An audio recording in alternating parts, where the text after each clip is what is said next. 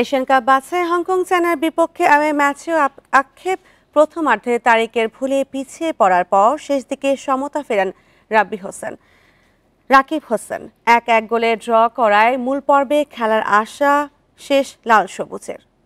Asian cup বাছাইয়ে বাঁচা মরার লড়াই। সমিত জায়ান তপুকে রেখে শুরুর একাদশ সাজান কোচ কাবরেরা।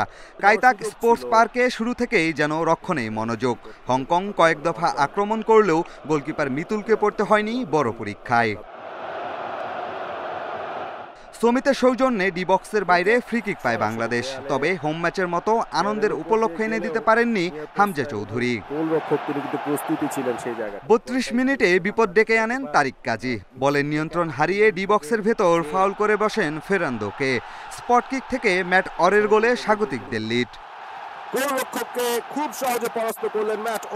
প্রথমার্ধের শেষ দিকে হামজার হেড। হংকংয়ের বক্সের ভেতর কাউকে খুঁজে না পাওয়ার আফসোস। সুযোগ কি এসেছিল একটা। দ্বিতীয়ার্ধে বল দখলে আধিপত্য বাংলাদেশের, কিন্তু সুযোগ তৈরি করতে পারেননি সমিত, রাকিব, হামজারা। ব্যবধান দ্বিগুণ করার চেষ্টায় ছিল হংকং। মোরসালিনের ভুলের সুযোগ কাজে লাগাতে পারেননি। রক্ষণে তপু, সাদরা নিজেদের দায়িত্ব ভালোভাবেই সামলেছেন। 75 মিনিটে সমিতকে ফাউল করে লাল কার্ড দেখেন হংকং ডিফেন্ডার বেঞ্জামিন। স্বাগতিকরা 10 জনের দলে পরিণত হলে সুযোগ বাড়ে বাংলাদেশের।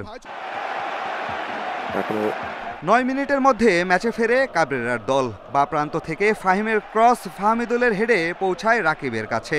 ঠান্ডা মাথায় প্লেসিংয়ে বল জালে জড়ান রাকিব। 1-1 স্কোর লাইনে ম্যাচ শেষ।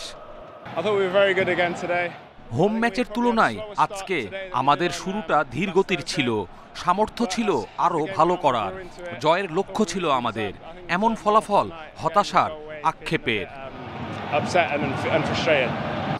সি গ্রুপে 4 ম্যাচ শেষে বাংলাদেশের 2 পয়েন্ট, বাকি আর 2 ম্যাচ। 18 নভেম্বর ভারতের বিপক্ষে হোম আর 31 মার্চ সিঙ্গাপুরের বিপক্ষে অ্যাওয়ে ম্যাচে খেলবে লাল সবুজ। পিয়াস সাহা, ইন্ডিপেন্ডেন্ট নিউজ।